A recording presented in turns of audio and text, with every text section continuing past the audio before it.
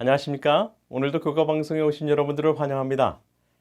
새로운 2기가 시작되었는데 이번에는 영원한 하나님의 언약이라는 주제로 우리 함께 새로운 언약의 관계에 대해서 우리가 함께 좀 살펴볼 계획입니다. 여러분들 준비가 되셨나요? 특별히 이번에 저자는요, 게르하르트 하젤이라는 박사님이세요. 이미 94년도에 작고하셨지만 이분께서 유적으로 남기신 이 Covenant in Blood, 피에 있는 언약이라는 이 책을 중심으로 이 교과가 기록되었는데요. 이 책은 한국말로도 번역될 정도로 많은 사람들에게 읽혀지고 있습니다. 사실은 이분은 이 2차 대전에서 재림교회 목사로서 집총을 거부하고 힘든 상황 가운데서 정말 기적적으로 목숨을 구한 이 프란츠 하젤 목사님의 아들이기도 하죠. 자, 이제 이 언약이라는 과연 무엇인가? 성경에서 가장 중요한 사상 중에 하나가 바로 우리가 함께 살펴볼 이 언약입니다. 여러분들, 성경은 어떻게 구성되어 있나요? 성경은 구약과 신약으로 구성되어 있습니다. 구약은 옛 언약, 오래된 언약. 그래서 우리는 이것을 영어로는 Old Testament라고 합니다. 그러니까 하나님께서 메시아에 대한 약속을 하신 것이죠. 그리고 예수님 탄생 이후로 신약, 새로운 언약을 주셨습니다. 그것은 예수님께서 이 땅에 다시 오시겠다는, 그래서 성경은 다시 말하면 약속으로 구성되어 있습니다. 하나님께서 인간들에게 이 약속, 내가 메시아를 주겠다, 내가 다시 오겠다라는 그 약속의 책이 바로 이 성경이에요. 여러분들, 이 성경에는 모든 사건 또 그 내용은 이 언약과 연관이 되어 있습니다. 그래서 성경을 관통하는 여러 주제들 중에 특별히 이 언약은요, 굉장히 큰 중심 대주제 중에 하나입니다. 여러분들, 만일 성경이 허구라면 많은 목사님들이, 또 많은 신학자들이, 많은 종교 개혁자들이 그들의 목숨을 바쳐 설교하고 그들의 삶을 바칠 이유가 과연 있을까요?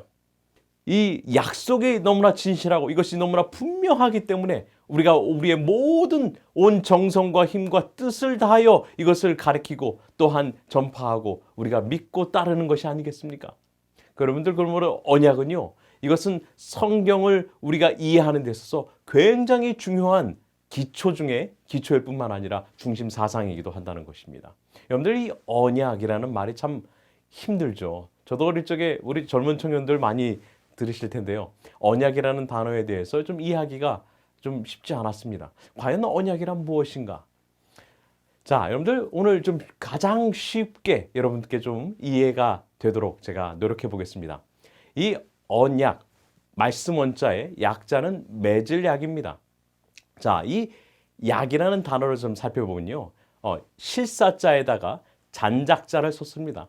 그래서 이것이 어디에서 유래되었냐면, 이렇게 우리가 어떤 약속을 할 때에 그것을 피의 맹세를 할 때에 이 손가락에 피를 내어서 그 손가락을 두 개를 맞대고 실로 묶은 다음에 술잔을 채워서 마셨다. 그것이 이 고대의 언어에서 오는, 특별히 한자에서 오는 그러한 깊은 내용입니다. 그럼 결국은 이 피를 흘려서 그것을 나누어 마심으로 약속을 굳게 했던, 피의 약속을 했던 것이 바로 이 약자인데요. 여러분들, 약속할 때 어떤 손가락 쓰십니까?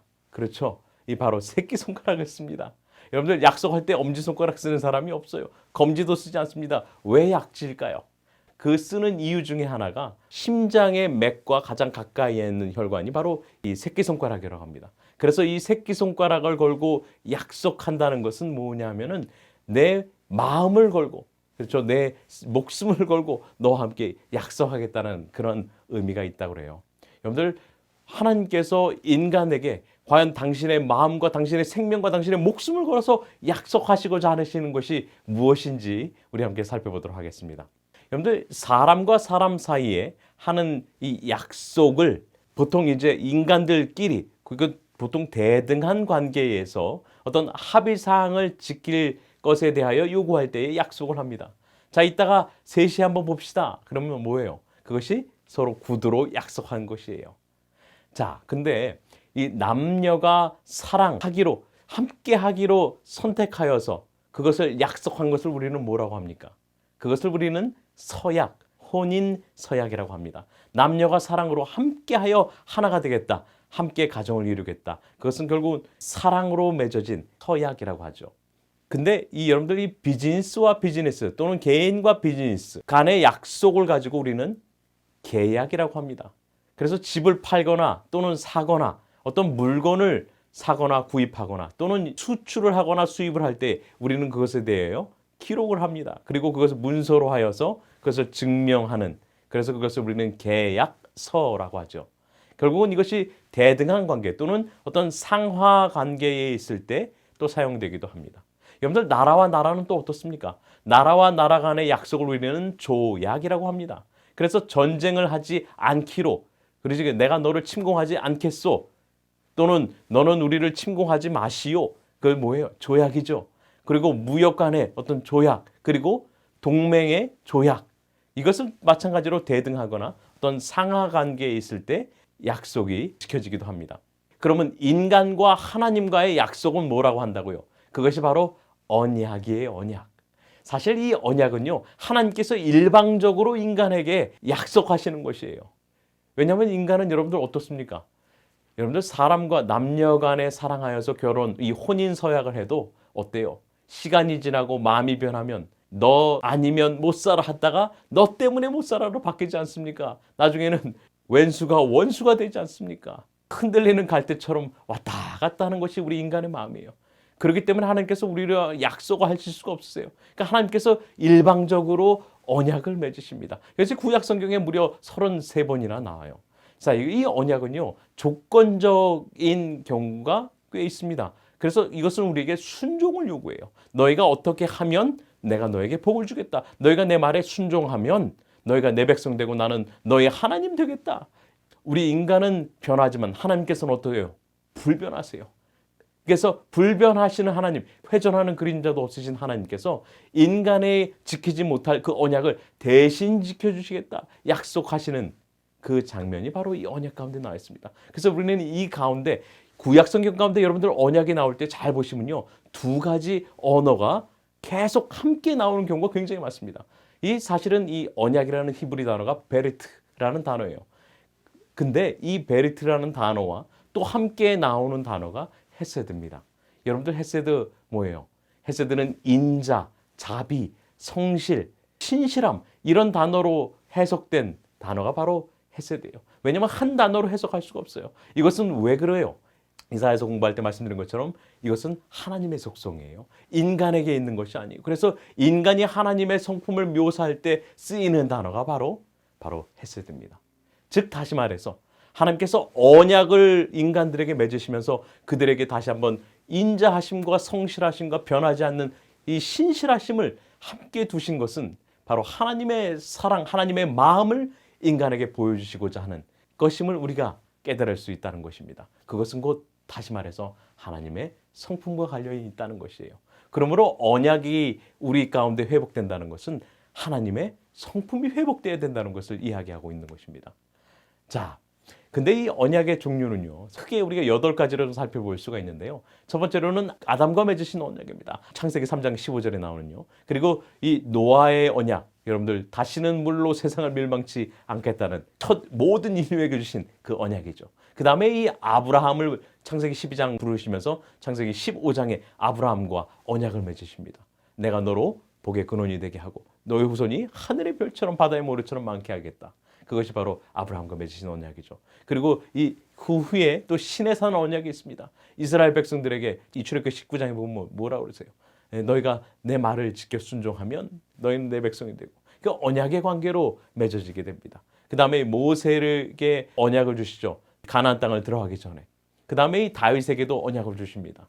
다윗을 후손을 통하여서 메시아가 태어난다는 것이죠. 그 다음에 이 예레미야를 통하여서 새 언약을 말씀하세요. 예레미야 31장 31절에 보면 새 언약을 너에게 주겠다.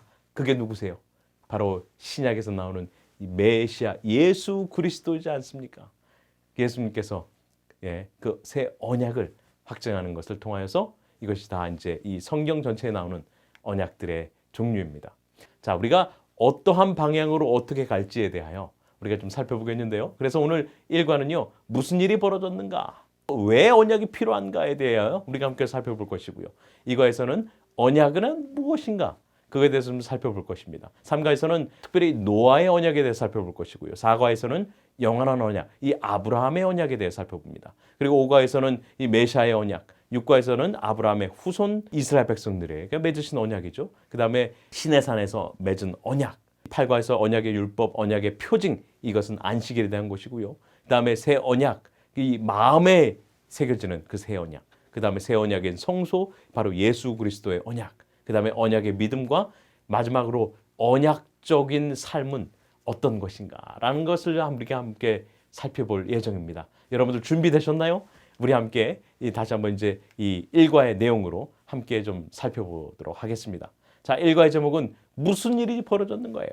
영문 제목이 사실은 The Promise입니다. 바로 그 약속이에요. 그 약속. 하나님께서 인간에게 주신 그 약속. 그것은 과연 무엇인가? 우리 함께 좀 살펴볼 텐데요.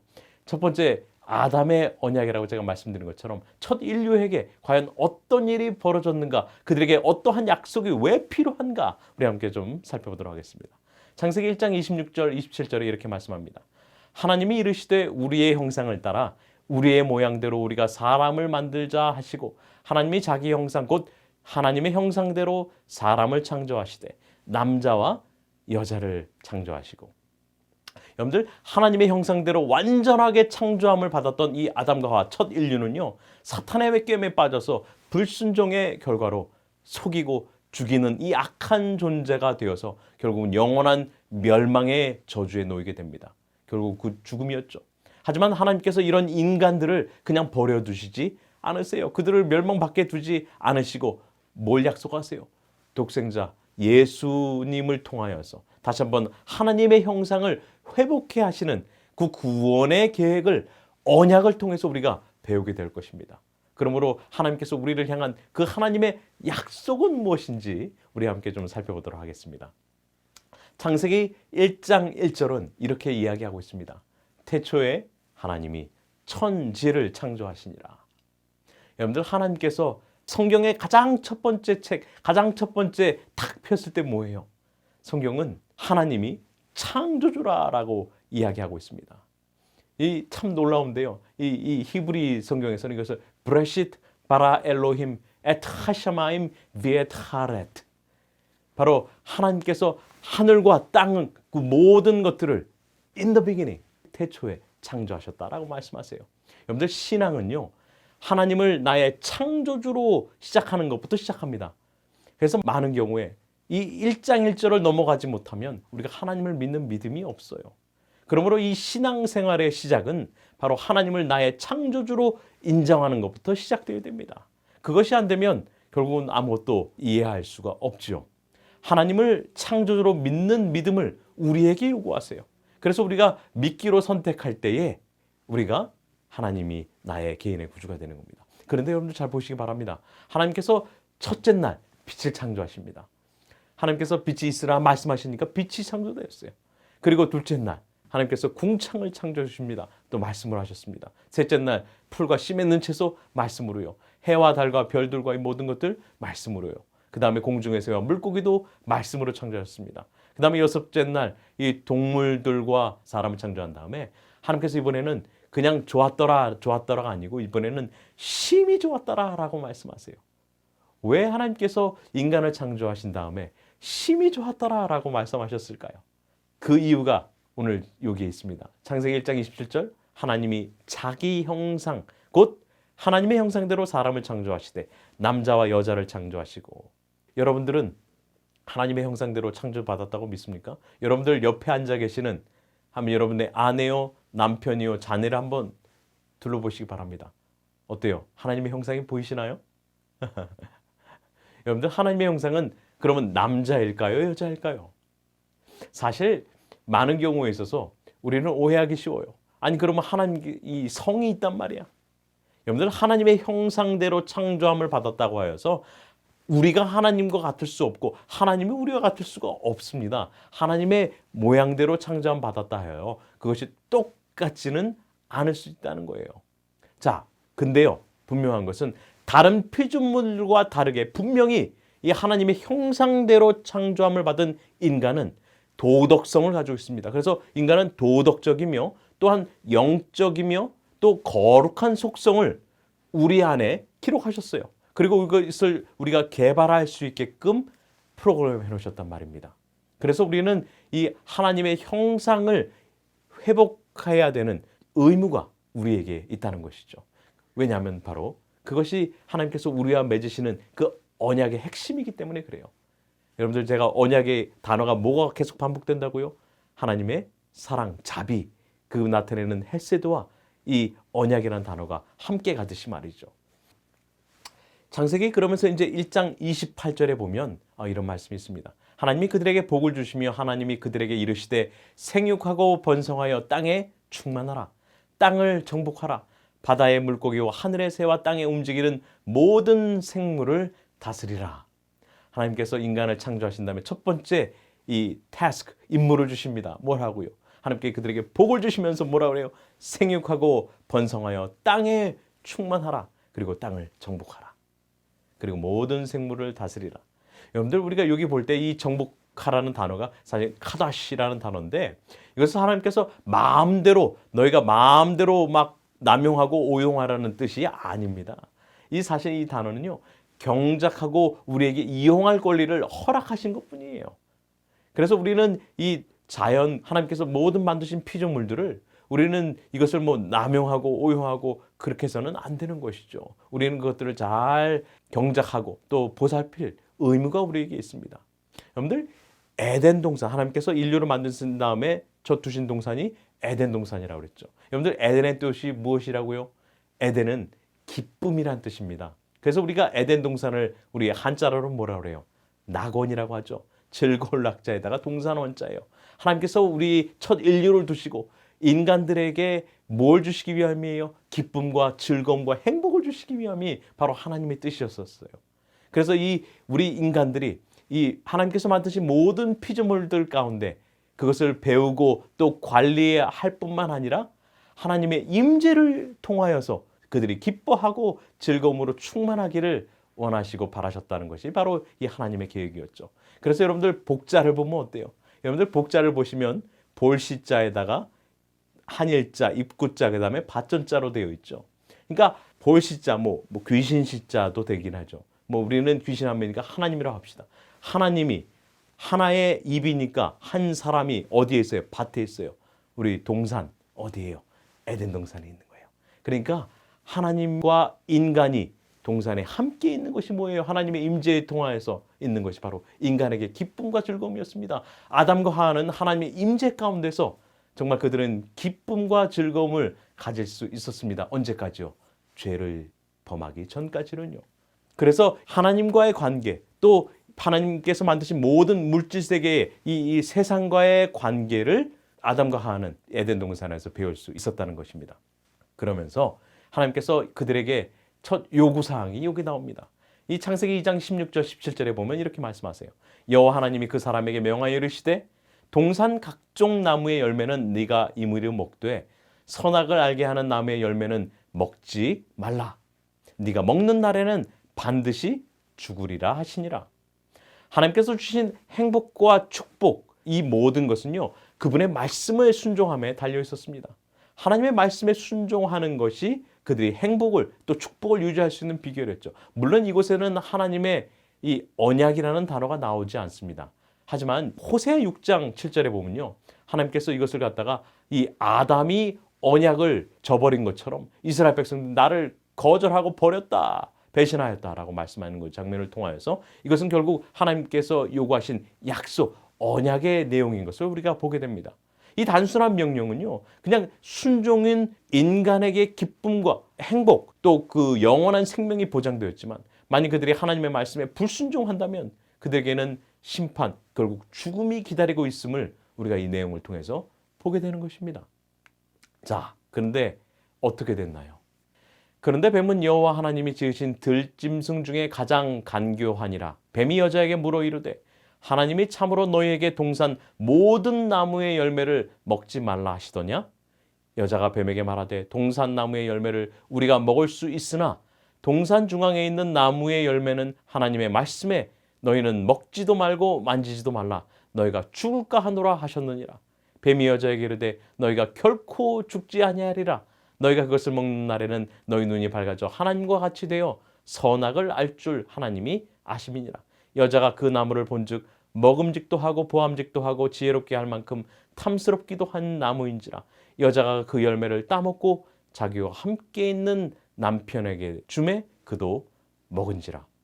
하나님께서 인간을 창조하실 때 로봇으로 만들어 놓지 않으셨습니다. 하나님께서는 우리 인간에게 자유의지를 주셨어요. 그래서 우리가 인간이 하나님을 섬기고 그 말씀에 순종하여 선택할지 아니면 불순종할지를 그런 이 의지의 자유를 허락하셨던 것이죠. 그래서 우리가 인간이 만약 하나님의 말씀에 순종하면 우리에게 행복이지만 그렇지 않을 때는 결국은 죽음이라는 것을 분명히 말씀하셨습니다. 하와가 뱀의 꿰매에 빠져서 결국은 그것을 먹고 또한 아담은 이 하와가 주는 것을 먹게 됨으로써 결국은 실패하게 되는 장면을 우리가 보게 됩니다. 아주 단순한 요구였잖아요. 선악과의 모든 나무를 먹되 동산 중앙에 있는 이 실과에 먹지 말라. 그것을 먹은 아담과 하와는 어땠어요? 하나님의 임재를 더 이상 기뻐하지 않았습니다. 이제는 그들이 하나님의 음성을 듣고 숨어버렸어요. 그래서 무화과 나무 잎으로 자기의 수치를 가리면서 하나님으로부터 숨는 모습을 우리가 보게 됩니다. 그런데 하나님께서 그들에게 어떻게 오세요? 아담과 하와, 죄를 지은 이 불순종한 아담과 하와가 하나님을 찾은 것이 아니에요. 하나님께서 직접 그들에게 찾아오셔서 그들에게 놀라운 언약을 베푸시는 것이 바로 창세기 3장 15절입니다.